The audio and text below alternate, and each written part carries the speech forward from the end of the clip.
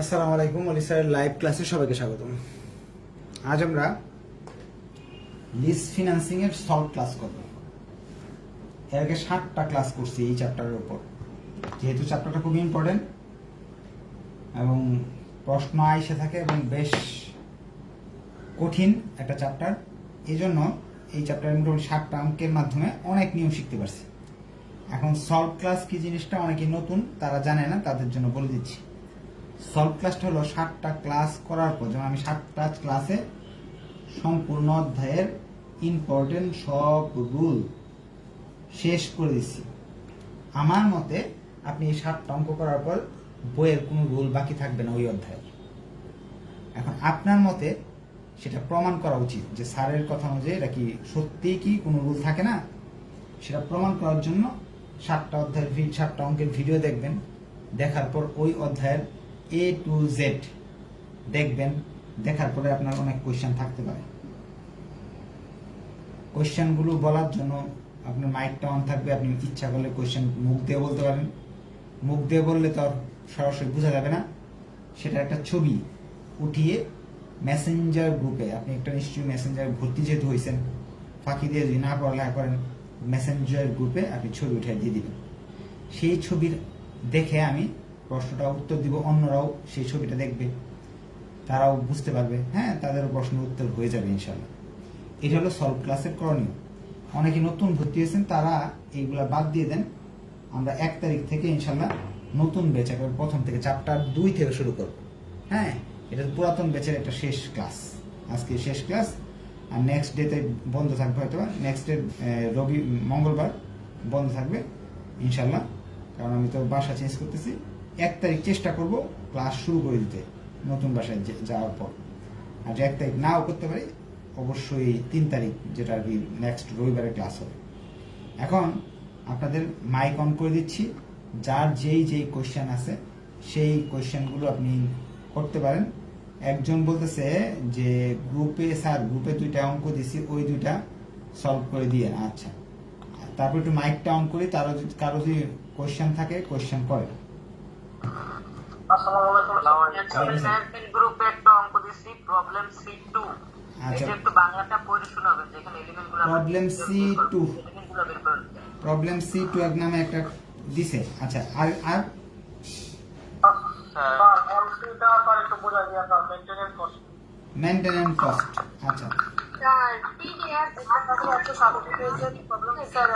আচ্ছা, এই এক এক করে বলেন, সবাই একসাথে না, এই পর্যন্ত যতগুলো নিয়োগ করা হয়েছিল সিরিয়ালি বলেন। পিডিএফ 8 নাম্বার অঙ্ক। আচ্ছা, পিডিএফ এর 8 নাম্বার অঙ্ক। আচ্ছা, আর কোনো কোশ্চেন? বলেন। স্যার, এখানে আপনার পিরিয়ড মানের সাথে আমাদের পিরিয়ড মান মিলে না, মানে প্রথম সংখ্যা যেটা মিল থাকে পরের গুলো মিল থাকে না। তাতে কি কোনো সমস্যা হবে? না, কোনো সমস্যা নেই। কত? অ্যাকাউন্টিং। আচ্ছা, স্যার, এক্স বের করার সময় কখন 1+i ওটা লেস করতে হয় সূত্রের সাথে একটু বলে দিবেন। বিগ অ্যাডভান্স দেওয়া থাকলে 1+i লিখতে হয়, 1+i লিখতে হয়। অ্যাডভান্স বিগিনিং দেওয়া থাকলে। স্যার, 3 নম্বর অঙ্কে তো 2b অ্যাডভান্স ছিল, সেখানে তো আমরা 1+i যোগ করিনি। করছি। আচ্ছা স্যার, হ্যালো, জি বলেন। প্রশ্নে যদি সেলফেস ভ্যালু দেওয়া থাকে, এ এল আর বের করার সময় কি আমাদের প্রশ্নে সেলফেস ভ্যালুটা আসবে? না, ওইটা আসবে না। স্যার, ও, ওইটা প্রশ্নে না, প্রশ্নে সেলভেজ ভ্যালু আছে। শুনেন, প্রশ্নে সেলভেজ ভ্যালু আছে আপনার এই এল আর বের করার সময় অ্যানুয়াল লিজ লোন পেমেন্ট। এখন না পেমেন্ট। হ্যালো, জি বলেন।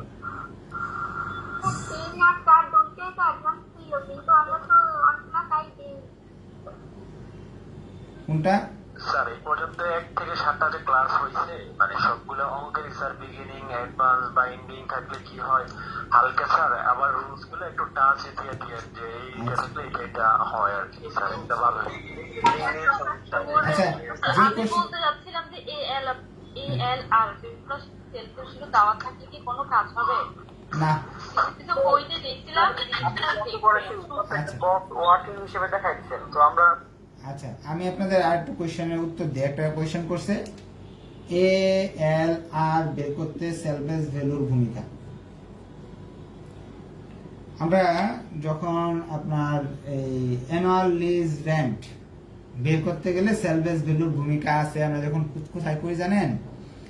অ্যাডভান্স অ্যাকাউন্টিং অথবা আমাদের অ্যাকাউন্টিং ডিপার্টমেন্ট থার্ড ইয়ারের একটা বই আছে, ওইখানে লিজের ভাড়া বের করতে সেলভেজ ভ্যালুর ভূমিকা থাকে। অ্যাকাউন্টিং এর অঙ্কের ক্ষেত্রে আমরা যখন লিজ নেই, লিজ নেওয়ার সময় ডিপ্রিসিয়েশনের বিষয়টা চিন্তা ভাবনা করি।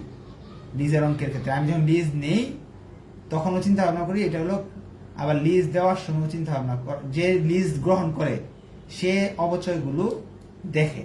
কিন্তু লিজের অঙ্ক এই ফিনান্সের ক্ষেত্রে আমরা ইয়ে করি না, কি বলে, ডিপ্রিসিয়েশন রিলেটেড কোনো চিন্তা ভাবনা করি না। যেমন আমি শখের ভিতরে ডিপ্রিসিয়েশন দিই না, সেলভেজ ভ্যালু দিই না, এসব চিন্তা ভাবনাই করি না। তাহলে অ্যানুয়াল লিজ রেন্টের ক্ষেত্রে কখনোই সেলভেজ ভ্যালু আসবে না। হ্যাঁ, এটা আপনি অবশ্যই এই কোনো ভালো রাইটার বা ধরেন কমার্স পাবলিকেশন বা মিলেনিয়াম অথবা গ্রন্থকুটি, এই 3 প্রকাশনীটাই ভালো বাংলাদেশে। আর বাকি যেগুলো প্রকাশনী আছে সেগুলোতে হয়তো বা দেখছেন। হ্যাঁ, আপনার যে এরকম যদি কোয়েশ্চেন থাকে বা সলভ থাকে, বইয়ের নামটা এবং কত পৃষ্ঠায় দেখছেন এটা বলে দিবেন। হ্যাঁ, আচ্ছা, যে প্রশ্নগুলো আসছে সেগুলো সংক্ষিপ্ত উত্তর দেওয়ার চেষ্টা করতেছি।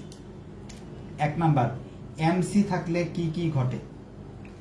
এমসি থাকলে যে সমস্যাগুলো হয়, এমসি থাকলে আমরা যে একটা ছক করি, পিভি বের করার একটা ছক করি, প্রেজেন্ট ভ্যালু, ওইখানে অ্যানুয়াল লিজ লোন পেমেন্ট, এটা এমসি। এই এমসিটা আমাকে এখানে থাকে ইন্টারেস্ট, ঘরগুলো একটু দেখাই দিচ্ছি। ইয়ার থাকে অ্যানুয়াল লিজ লোন পেমেন্ট, তারপরে থাকে হলো ইন্টারেস্ট, ডিপ্রিসিয়েশন, এমসি। এই এমসি থাকলে এই টোটাল কস্ট যখন বের করবো তখন এই 3টাকে যোগ করে বের করবো। এটা একটা প্রভাব, 3টাকে যোগ করে এখানে লিখতে হবে। পর ট্যাক্স সেভ তো আগের মতোই হয়, এটার সাথে উপর ভিত্তি করেই হয়। এরপরে আমরা যখন এই এএলপি থেকে ট্যাক্সে বাদ দেওয়ার কথা ছিল না, বাদ দেওয়ার ক্ষেত্রে এটা আসবে, যোগ হয়ে যাবে। কারণ এই টাকাটাও আপনার পকেট থেকে যাবে, এমসির টাকাটাও পকেট থেকে যাবে। অর্থাৎ এনসিএফ নেট ক্যাশ ফ্লো বের করার সময় এএলপি যোগ এমসি বিয়োগ ট্যাক্সে, এইভাবেই নেট ক্যাশ ফ্লো বের করতে হবে। এমসির ভূমিকা বা প্রভাবগুলো আমরা দেখে নিলাম। হ্যাঁ, আমাদের 3 নাম্বার না কত নাম্বার অঙ্কে মনে হয় এমসিটা এখানে যোগ করা হয়নি ভুলে। হ্যাঁ, কারণ হয়তো বা ভুল হয়ে গেছে, কারণ এত বড় বড় অঙ্ক করা হয়, মাঝখানে প্রশ্ন নেওয়া হয়, ছোটখাটো ভুল হতেই পারে। আচ্ছা, অনেকে আবার বলতেছে আমরা 3 নাম্বার অঙ্কে অ্যাডভান্স বলা ছিল কিন্তু অ্যাডভান্সের কাজ করিনি। এটা কি কতটুকু সত্য সেটা একটু আমি দেখে আসি। আমরা অঙ্কে যাচ্ছি, 3 নাম্বার অঙ্কে আমি সবার প্রশ্ন উত্তর দেওয়ারই চেষ্টা করব।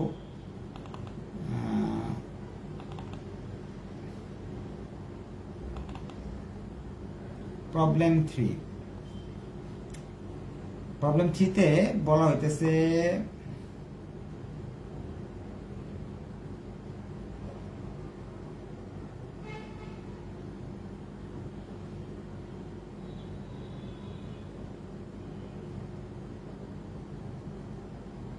আমি জুড়ে জুড়ে পড়তেছি না, কারণ এটা জুড়ে জুড়ে পড়লে আমার সময় চলে যাবে। এখানে কি লেখছে? ইন কেস অফ লিজের ক্ষেত্রে লিজ রেন্ট টাকা 3 lakh for 5 equal annual instalment to be paid in advance. এখানে বলতেছে লিজের ক্ষেত্রে অ্যাডভান্স, ঋণের ক্ষেত্রে তো কোনো অ্যাডভান্সের কথা বলা হচ্ছে না। তখন আমাকে লিজের যে অ্যাডভান্স নিলে যেভাবে করতে হয় সেই কাজটা করতে হবে। ঋণের ক্ষেত্রে অ্যাডভান্স বলা হয়নি, শুধু 4 নাম্বার অঙ্কে ঋণের ক্ষেত্রে অ্যাডভান্সের কথা বলা হয়েছে, যে এইখানে দেখেন বলতেছে if the installation is given at beginning of the year for both lease and buying option. Lease নিলেও বিগিনিং দিয়ে অঙ্ক করতে হবে, অ্যাডভান্স দিয়ে করতে হবে। যদি আপনি ঋণ নেন, বাইং অপশন করেন, তারপরেও এই কাজটাই করতে হবে, আপনাকে অন্য কোনো অপশনে যাওয়া যাবে না। আচ্ছা, আরেকজন একটা তাহলে এটা শেষ করে দিলাম। পিডিএফ আর্ট, পিডিএফ আর্ট যদি না পারেন তার মানে আপনার এই সব চ্যাপ্টার কিছু শিখছেন না আপনি। হ্যাঁ, পিডিএফ আর্ট যদি একা একা না করতে পারেন তার মানে মনে করবেন পরীক্ষা হলে এটা এই অধ্যায় থেকে আপনি 0 পাবেন। কারণ কি, পিডিএফ আর্ট হলো এই অধ্যায়ের প্রাইমারি অঙ্ক, মানে প্রবলেম 1 এর চেয়েও সহজ। পিডিএফ আর্টে বলতেছে একটা প্রতিষ্ঠান thinking of acquiring equipment costing 15,000। একটা প্রতিষ্ঠান 15,000 টাকা দিয়ে একটা ইয়ে নিবে। একজন প্রশ্ন করছিল ডিএফ এর মান সবারটা মিলতেছে না। আপনার যদি এরকম আসে, ধরে নেন 4 ঘর নেন নাই, 3 ঘর নিচ্ছেন, তাহলে একরকম আসবে। 4 ঘর নিলে একরকম আসবে, 5 ঘর নিলে একরকম আসবে। হ্যাঁ, যত কম বেশি নেবেন তত কম বেশি আসবে। আমি সংক্ষেপে এটা বুঝিয়ে দিচ্ছি। He has the chose the borrowing টাকা 15,000। সে 15,000 টাকা ঋণ করতে পারে, লোন নিতে পারে। 15% ইন্টারেস্ট, সুদের হার হলো 15%। কি কি উত্তর দেওয়া আছে সেগুলো লিখে ফেলতেছি, দ্রুত লিখে ফেলতেছি। 5 অ্যানুয়াল ইনস্টলমেন্ট, 5টা কিস্তি দিতে হবে। Of leasing the machine for the 4,475। লিজের ক্ষেত্রে লিজ রেন্ট হবে, অ্যানুয়াল লিজ রেন্ট 4,475 টাকা each year. It is assumed that the straight line method of the depreciation, অবচয় সরলরৈখিক পদ্ধতিতে বা যে পদ্ধতি আমরা করি, আর যদি অবচয়ের ক্ষেত্রে এরকম প্রশ্নে লিখে থাকে WRDV রিটেন ডাউন ভ্যালু, তাহলে কিন্তু কমহ্রাসমান যে পদ্ধতিতে হবে। তারপর বলছে ট্যাক্স রেট 40% অঙ্কে দেওয়া আছে। ট্যাক্স 40%। কোন অল্টারনেটিভটা নিব, এটা করতে হলে আমাকে সবগুলো স্টেপেই করতে হবে। আমি এই অঙ্ক দিয়ে আপনাদের লিজের অঙ্কের সারমর্মটা বলে দিচ্ছি। 8টা স্টেপে এই অঙ্কগুলো করা যায়। প্রথম স্টেপ, 8টা স্টেপে আপনাকে করতে হবে সব সময়। 1 নাম্বার স্টেপ, আপনাকে অ্যানুয়াল লোন পেমেন্ট কত করে আপনি কিস্তি দিবেন, কিস্তির পরিমাণটা বের করতে হবে, ঋণের কিস্তি। 2 নাম্বার স্টেপ, অবচয় ডিপ্রিসিয়েশন।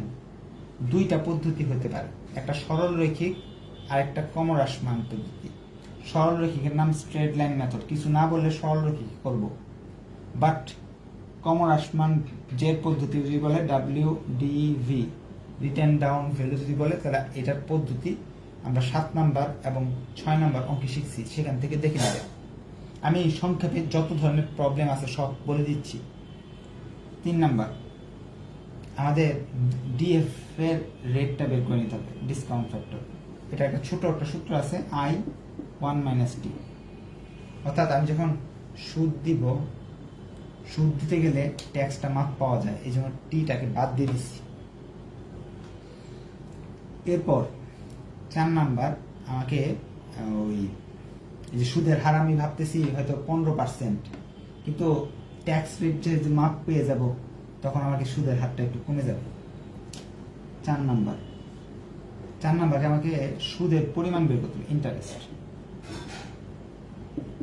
বাই চান্স কোনো অঙ্কে যদি এই আইটেমগুলো সব দেওয়া থাকে, তাহলে এই আইটেমগুলো কিস্তি দেওয়া আছে, তাও আমি 1 নাম্বার লিখে কিস্তির টাকা লিখবো। এখানে দেওয়া থাকলেও 8টা স্টেপই করবো, কমাবো।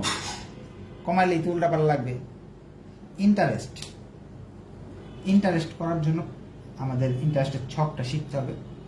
ইন্টারেস্ট 2 রকমের হয়, একটা ইন্ডিং আর একটা বিগিনিং। বিগিনিং এর অঙ্কের ক্ষেত্রে এন্ডিং এর ক্ষেত্রে কোনো সমস্যা নাই, যে সূত্র আছে তাই ব্যবহার করব। যদি অ্যাডভান্স অথবা বিগিনিং শব্দটা লেখা থাকে তাহলে সেক্ষেত্রে, বা ডিউ, অ্যানুইটি ডিউ, এগুলোর করার ক্ষেত্রে আমাকে এই সূত্রের ক্ষেত্রে 1+i ব্যবহার করতে হবে। আর এই বক্সটা করার ক্ষেত্রে 0 বছর দিয়ে শুরু করব, 1 2 3, যত বছর বলছে এর চেয়ে কম করবো। 5 বছর বললে 0 থেকে শুরু করে 4 পর্যন্ত যাব। চতুর্থ বছর কোনো সুদ, প্রথম বছর সুদ দিতে হবে না, পরের বছরগুলো সুদ দিতে হবে। এটার অঙ্ক নাম্বার 4 নাম্বার অঙ্ক, আমাদের 4-এর অঙ্কটার মাঝে বিগিনিং এর একটা অঙ্ক দেওয়া আছে, বেশ জটিল একটা প্রক্রিয়া হয়ে যাবে। তাহলে ইন্টারেস্ট 2 রকমের হয়, একটা বিগিনিং, একটা এন্ডিং। এন্ডিং দেওয়া থাকলে একরকম, বিগিনিং দেওয়া থাকলে অন্যরকম হবে।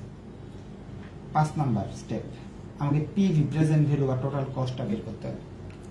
এটা বের করার ক্ষেত্রে আমাদের ঘর কম হয়, এটার একটা ছক দেওয়া আছে, অল্প কিছু ঘর হয়। ইয়ের ক্ষেত্রে 10টা সর্বোচ্চ ঘর হইতে পারে, এমসি যদি থাকে। এমসি যদি না থাকে তাহলে সেক্ষেত্রে ঘর একটা কম হয়, 9টা ঘর হয়। এখন এই ঘরগুলো তো আমি ক্লাসে শিখিয়ে দিছি। এখন এটার মাঝে যে জিনিসগুলা স্বাভাবিক, তো 1 নাম্বার 2 নাম্বার অঙ্ক 3 নাম্বার অঙ্ক হলে স্বাভাবিক অঙ্ক পাবো আমরা। এমসি থাকলে কি হয় এটা তো শিখিয়েছি, এটার সাথে প্রবলেম কি থাকতে পারে, এমসি নিয়ম থাকলে ব্যতিক্রম কি করতে হয় সেটা আমি শিখিয়ে দিচ্ছি। এই কিস্তির সঙ্গে এমসির টাকাটা অবশ্যই যোগ করতে হবে, কারণ কিস্তির টাকাও পকেট থেকে যায়, এমসির টাকাও পকেট থেকে যায়। এরপরে আরেকটা ভেজাল থাকতে পারে, সেটা হলো এসভি থাকলে মাইনাস করে দিতে হবে। নেট ক্যাশ ফ্লোর ঘরে এসবির টাকাটা মাইনাস ফিগার লিখতে হবে, পরে ডিএফ এর সাথে গুণ করে, পঞ্চম বছর বা শেষ বছরের ডিএফ এর সাথে গুণ করে এই ঘরে মাইনাস লিখতে হবে পিভির ঘরে। তো এসবি একটা নতুন কিছু, এটা শিখে নেবেন। কয় নাম্বার অঙ্কে অনেকগুলো অঙ্কতেই আছে এসবি। আরেকটা প্রবলেম থাকতে পারে, সেটা হলো গেইন। হ্যাঁ, যে ক্যাপিটাল গেইন হলে ট্যাক্স, আমাকে অতিরিক্ত ট্যাক্সটা দেখায় দিতে হয়। সেটার আমরা প্রবলেম নাম্বার 7-এ করাইছিলাম, ক্যাপিটাল গেইন। এই জিনিসটা আপনি যদি পরীক্ষা আসে না সাধারণত, তারপর ওই অঙ্কটা আসছিল 4th ইয়ার ম্যানেজমেন্ট ডিপার্টমেন্টের, আপনার ইয়েতে আসছিল, কি বলে, ইনভেস্টমেন্ট ম্যানেজমেন্টে ক্যাপিটাল গেইনের একটা অঙ্ক। এটা আমরা প্রবলেম 7-এ এটা নিয়ে অনেক আলোচনা করছি গত ক্লাসে। এই 3টা ছাড়াও আরেকটা প্রবলেম আছে, যে বিগিনিং এর অঙ্ক হয়ে থাকে। বিগিনিং এর অঙ্ক হয়ে থাকলে এই পিবির ঘরটা একেবারে ছত্রভঙ্গ হয়ে যায়, বাংলা বলে ছেঁড়া বেড়া বলে না, এরকম হয়ে যায়। এইভাবে করতে হয়, দেখা যায় এই ঘরটা কিছু, এই ঘরে, এই প্রথম ঘরে কিছু আইটেম থাকে, কিছু থাকে না। হ্যাঁ, এটা আমরা প্রবলেম 4-এ আমরা করছি এরকম অঙ্ক। এগুলা, এই অঙ্কটা বেশ জটিল হয়ে যায় যদি বিগিনিং বলা হয় পিবির ক্ষেত্রে। তাহলে এই 4টা অপশনের মাধ্যমে আমি ঋণ করলে, এটাকে বলে লোন অপশন অথবা বাইং অপশন। ঋণ করলে আমি এই 4টা অপশনের মাধ্যমে ঋণ করলে কত খরচ হবে সেটা আমি 5টা অপশন দিয়ে বের করতে পারবো। 6 নম্বর অপশন, লিজের ক্ষেত্রে অ্যানুয়াল লিজ রেন্ট দেওয়া থাকতে পারে। দেওয়া থাকলে ওকে, না দেওয়া থাকলে সূত্র, এই সূত্র দিয়ে বের করতে পারবো। বিগিনিং থাকলে 1+i ব্যবহার করতে হবে, আর দেওয়া থাকলে তো ভালো, না দেওয়া থাকলে বের করবো। 7 নাম্বার, ডিএফ বের করে নিতে হবে। ডিএফ বের করে নিতে হবে, 5 বছরের অঙ্ক সাধারণত হয়, তাহলে 5 বছরেরটা বের করবো, এন এর মান হবে 5। বাই চান্স যদি বিগিনিং এর অঙ্ক হয়ে থাকে তাহলে 5 বছরে বের করা যাবে না, তখন 4 বছরেরটা বের করতে হবে। এন এর মান তখন 4 হবে বিগিনিং এর অঙ্কের ক্ষেত্রে, 1 বছর কম হবে। 6 বছরের অঙ্কের ক্ষেত্রে 5 বছরের এন এর মান 6 দিতে হবে। বিগিনিং এর অঙ্কের ক্ষেত্রে এখানে 5, রিয়েল যদি 5 হয় তাহলে 1 বছর কম দিবেন, এখানে 3 হলে এখানে 2 দিবেন। হ্যাঁ, 8 number step, PV present value বের করতে হয়। লিজের প্রেজেন্ট ভ্যালু যদি বের করতে হয় সেক্ষেত্রে আপনি লিজের প্রেজেন্ট ভ্যালু বের করতে হলে ঘর করতে হবে। 6টা ঘর করে আমরা করতে পারি। সবগুলা কিন্তু বিগিনিং বলা থাকলে তখন ঘরটা এরকম হয় 0 1 থেকে 4 পরে 5। বিগিনিং না থাকলে 1 থেকে 5 একটা ঘরেই হয়, আর কোনো ঝামেলা থাকে না। লিজের ক্ষেত্রে ডিপ্রিসিয়েশন, স্যালভেজ ভ্যালু এইসব নিয়ে আমাদের কোনো চিন্তা নাই। লিজের ভাড়ার ক্ষেত্রে আবার একটা ভেজাল আছে। যদি এমসি থাকে, এমসিটা যদি মালিক বহন করে তখন লিজের ভাড়া থেকে অবশ্যই মাইনাস করতে হবে। এমসি জিনিসটা কি? ধরেন আপনি একটা গাড়ি কিনছেন, গাড়িতে প্রতি বছরে 10,000 টাকার মোবিল লাগে, টায়ার লাগে। এখন যদি আপনি নিজে কিনেন তাহলে টায়ার মোবিলের টাকা আপনার দিতে হবে। যদি লিজ নেন তাহলে এই টায়ার মোবিলের টাকা মালিক দিতে পারে। যদি দেয়া থাকে তাহলে তো আপনার ভাড়া কমে গেল, 1 লাখ টাকা ভাড়ার মাঝে 10,000 টাকা ভাড়া আপনার কমে গেল। এক্ষেত্রে লিজ রেন্টের টাকাটা মাইনাস করে দেখাতে হবে। তাহলে আমি সংক্ষেপে এইখানে যত ধরনের ঝামেলা হতে পারে সবগুলাই বলে দিলাম। অনেকেই আরেকটা জিনিস বলে যে স্যার এই জিনিসগুলো সূত্র দিয়েও করা যায়। হ্যাঁ, অবশ্যই সূত্র দিয়ে করা যায়। সূত্র দিয়ে করলে এরকম ছক টক লাগবে না, সূত্রে আছে, বইয়ের মধ্যে সূত্র আছে, এভাবে দেখে দেখে করবেন। এখন আবার অনেকেই বলে কি এই লিজের অপশনটা আগে করব আর এইগুলা পরে করব।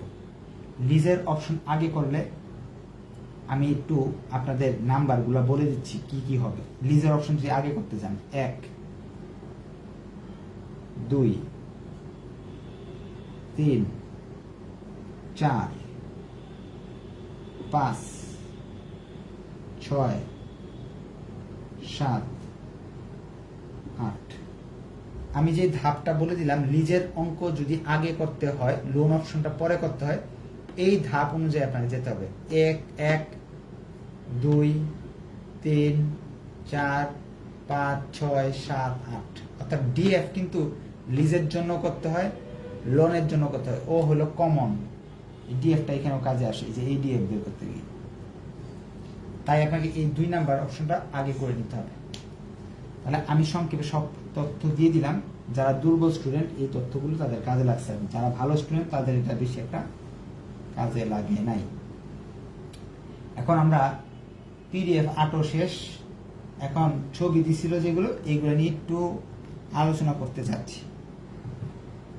দেখি এনে চ্যাট বক্সে অনেকেই প্রশ্ন বলছে। আচ্ছা আচ্ছা, আমি প্রশ্ন নেই, পরে আপনাদের ছবি দেখতেছি। যদি আপনাদের প্রশ্ন থাকে আরো প্রশ্ন করেন, পরে ছবি দেখতেছি। আপনাদের মাইক অন করা আছে, কোশ্চেন থাকলে কোশ্চেন করেন। স্যার অ্যাকাউন্টিং 30 ইয়ার স্যার বড়িং থাকলে কি ওটা কি এলবি হিসেবে ধরা হয়? বোরোইং আর লিজ, এই বোরিং আর বাইং এবং লোন এগুলো তো এক কথা, একই শব্দ। স্যার ওই এগুলো না দিয়ে স্যার জি। লোন অপশন আগে গেলে সহজ হয় না, লিজ অপশন আগে গেলে সহজ হবে মানে লোন আমি তো শিখেছি লোনটা আগে দিয়ে করাইতে, এই জন্য লোনটা আপনার আগে দিয়ে করবেন। যদি প্রশ্নে সিলেক্ট করে না দিয়ে দেয় যে এটা করতে হবে আগে, সেটা করতে হবে পরে, এরকম যদি না দেওয়া থাকে তাহলে আমাকে এটা করতে হবে। আচ্ছা, এনে যে ছবিগুলো দিছেন, স্যার যদি বোরিং আর বাইং লেখা থাকে তাহলে আমাদের এলবি মান আর বের করতে হবে না, তাই না? বোরিং আর বাইং এর কি বললেন? বোরিং আর বাইং যদি লেখা থাকে তাহলে কি আমাদের আবার এলবি মান বের করতে হবে, নাকি ওই যে মানটা দেওয়া থাকে ওটা দিয়ে এলবি ধরা হবে? আপনার প্রশ্নটা বুঝি নাই। বোরোইং বাইং এর সাথে তো এই এসবি এলএসবি এর কোনো সম্পর্ক নাই। প্রশ্নটা বুঝি নাই। এখানে প্রশ্নে লেখা আছে যে বোরিং টাকা 10,000। আপনার এই 2 নাম্বার ইলেকট্রিক ডিপ্রিসিয়েশন ডব্লিউইভি মানে কি স্যার বুঝলাম না স্যার। আচ্ছা, পরে বুঝাইতেছি এটা পরে। হ্যাঁ বলেন, আপনার কোশ্চেনটা আরেকবার বলেন। যে বোরোইং, এখানে লেখা আছে প্রশ্নে বোরিং টাকা 15,000, তারপর 50% লেখা আছে, ওটা কি এলবি মান হিসেবে ধরা হয়েছে এখানে? বোরোইং অর্থ ঋণ করা, লোন করা, এটা হলো আপনার পিভি। আর আপনার অ্যানুয়াল লোন পেমেন্ট বাইর করতে হবে। আচ্ছা, আরেকজন প্রশ্ন করছে ডিপ্রিসিয়েশনের বিষয়ে। ডাব্লিউ রিটেন ডাউন ভ্যালু, এটা ক্রমহ্রাসমান পদ্ধতি বলা হয়। ক্লাস নাম্বার 7 এবং 6 আপনাকে দেখতে হবে, নাহলে বুঝবেন না। আচ্ছা, আর কোয়েশ্চেন কি? আমি ছবি দেখবো, আপনার কোয়েশ্চেন থাকলে মুখে মুখে কোয়েশ্চেন করতে পারেন। কোয়েশ্চেন নাই মনে হয়, আমরা ছবিতে যাচ্ছি, বলেন। কখনো যদি পিভি এর মান না পেলে বেশি সংখ্যা ঠিক আছে, মানে অন্য জনের সাথে বা বইয়ের সাথে, সেক্ষেত্রে কি অঙ্কটা ঠিক হবে? পিবি এর মান দেওয়া না থাকলে পিবি এর মান আপনাকে বের করে নিতে হবে, তখন কোনো না কোনো অপশনে আপনাকে কিছু না কিছু তথ্য দিয়ে দিবে, ঠিক আছে? আচ্ছা, আমরা একটা কাজ করি, এখানে একটা ইম্পর্টেন্ট কোয়েশ্চেন দিছে, অ্যাকাউন্টিং 2019 সালের একটা কোয়েশ্চেন। এখানে তারা বলতেছে cost of an assets accounting 2019 সালের 5 নাম্বার, 3rd ইয়ার। বলছে যে ছোট প্রশ্ন, বি পার্টের প্রশ্ন। বলেছে cost of assets 25 lakh, PVA 25 লক্ষ। এরপরে আছে এ 6 ইয়ার লিজ, 6 বছরের lease of the assets is proposed to yield 10% return of lessor. Lessor বলতেছে সুদের হার 10% তাদের, হ্যাঁ, সুদের হার 10%। এরপর তারা বলতেছে যে দ্য সেলভেজ ভ্যালু 1 লাখ, এসবি 1 লক্ষ। Determine the equal lease rent if payment are made quarterly. সুদটা যদি আপনার টাকাটা, কিস্তিটা, আপনার এখানে ভাড়াটা যদি কোয়ার্টারলি বলা হয় আর কি, বছরে 4 বার বলা হয়, তাহলে আমরা কি করব? এখানে তারা বের করতে হচ্ছে determine the equal lease rent if payment are made quarterly. যদি পেমেন্টটা কোয়ার্টারলি করা হয়, তাহলে আমাকে লিজের ভাড়াটা কত, annual lease rent, annual lease rent কত হবে? এই অঙ্কটার মাঝে একটু তফাৎ আছে। একটু আগে আমরা যে অঙ্ক করতেছিলাম, আমি লিজও নিতেছি, ঋণও নিতেছি, বুঝছেন? কিন্তু আমি লিজ নিচ্ছি, ঋণও নিতে পারি, যে কোনো একটা অপশন আমি নিচ্ছি। আর এই অঙ্কটা বলতেছে কে জানেন?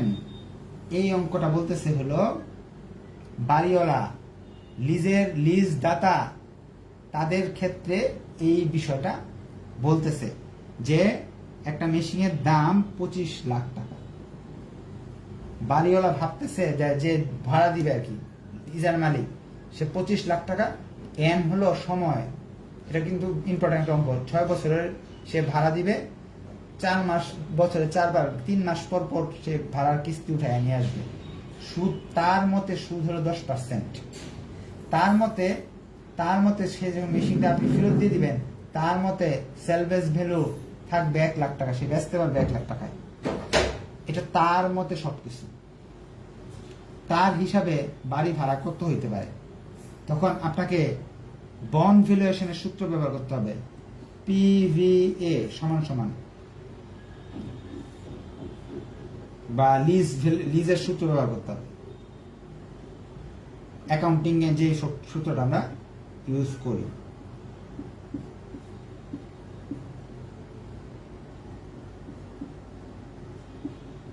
এসবির মান, SB 1 plus I to the power n, এই সূত্রটা ব্যবহার করতে হবে। সেলভেজ ভ্যালু আমাকে আনতে হবে, কারণ মালিকের মতে 1 লাখ টাকা সেলভেজ ভ্যালু থাকবে। কিন্তু আমরা কোন অঙ্কেই লিজ নিলে লিজের যে সম্পদটা, ওইটা আমি আর বেচতে পারবো না। লিজের সম্পদের সেলভেজ ভ্যালু কোন অঙ্কে দেওয়া থাকে না, তাই আমরা এই অংশটা কখনো আনি না অঙ্কে।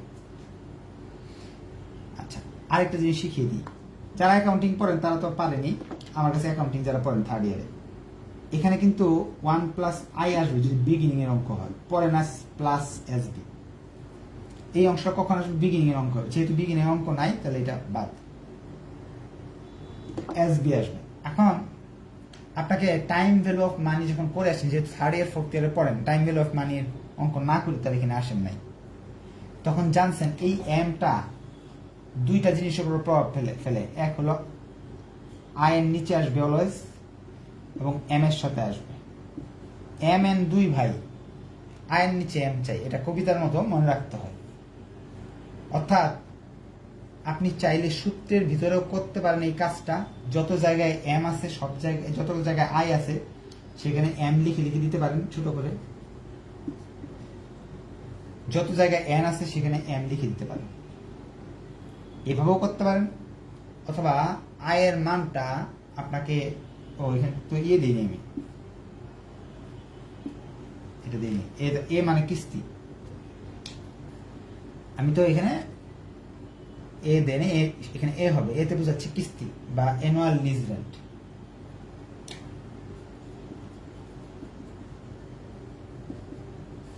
Annual lease rent. এখন এই অঙ্কটার ক্ষেত্রে আমাকে সমীকরণের সব মানে দেওয়া আছে। এম এর মানকে আপনি ইচ্ছা করে আয়ের নিচে নিচে লিখতে পারেন, অথবা হিয়ারে আয়ের মানটাকে এম দ্বারা ভাগ করে নিতে পারেন। এখন এই ক্যালকুলেশনটা কিন্তু আপনার একা করতে হবে, আমি করে দিতে পারবো না, এত সময় নাই। এ এল আর এর মানে তো বের করে দেবো, অ্যানুয়াল লিজ রেন্ট।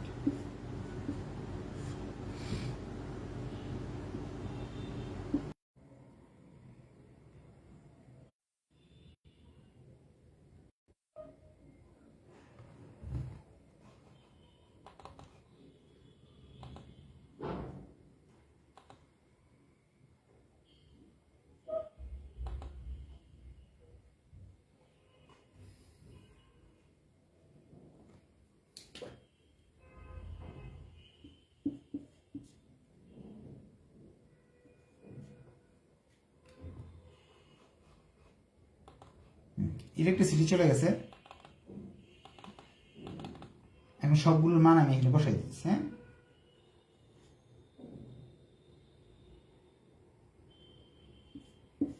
এম এর মান হলো 6,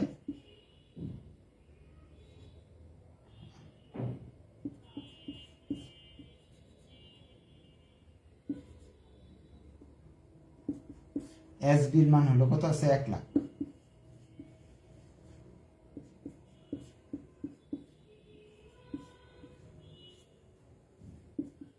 এখন সমীকরণের নিয়ম অনুযায়ী এটা কাজটা আপনার শেষ করতে হবে, শেষ করে উত্তরটা বের করতে হবে। হ্যাঁ, এটা মানে ব্যতিক্রম বই থেকে উঠাই দিছে, ব্যতিক্রমে এটা সমাধান দেয়া আছে, আপনারা সবগুলোর মান এর মান আপনি খুঁজে বের করতে পারবেন। হ্যাঁ, এখন যেহেতু ইলেকট্রিসিটি চলে গেছে, আপনাদের এই আর কোয়েশ্চেন আমি নিতে পারতেছি না। আপনাদের আরেকটা যদি সলভ ক্লাস লাগে নেক্সট ডেতে আমি নিব, নিয়ে আমরা নেক্সট উইকে যদি এই সপ্তাহে যে আরেকটা সলভ ক্লাস লাগে, আমি তো এখানে প্রশ্ন আর দেখতেছি না, ছবি, কারণ তারপরে দেখি এখানে ক্যাপিটাল, হ্যাঁ, একজন ক্যাপিটাল মার্কেট ফিন্যান্সিং এর অঙ্ক দিয়ে রাখছে। আচ্ছা, একজন দিছে প্রবলেম C2, এটা তো একেবারে নর্মাল অঙ্ক ছিল। দাঁড়ান, এটা আসুক, আমার এখানে আসলে আমি একটু পড়ে দিব। প্রথমে এই প্রশ্নটা করছিল যে C2 অঙ্কটা। আচ্ছা, আমি মাইক অন করতেছি, আর কেউ যদি কোয়েশ্চেন থাকে তাড়াতাড়ি বলেন, গরম লাগতেছে প্রচন্ড, ইলেকট্রিসিটি চলে গেছে। মাইক অন করে দিছি, বলেন।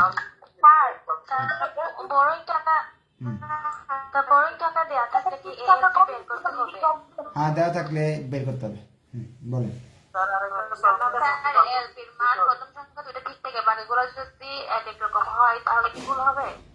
জি,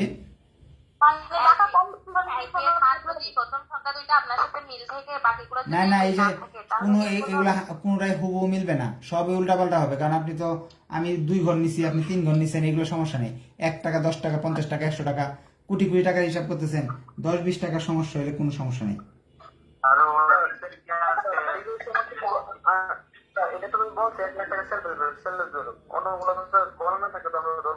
না না না, এটা তো এই শুনেন, এই অঙ্কের ক্ষেত্রে একটু আমি আরেকবার বলতেছি, এটা বলছি আপনাদের আরেকবার বলতেছি। এই অঙ্কের ক্ষেত্রে এটা কিন্তু লিজ রেন্ট বের করার ক্ষেত্রে মালিক জানে, আপনি জানলে হবে না। সেলভেজ ভ্যালু 1 লাখ টাকা, আপনার মতে হইলে হবে না।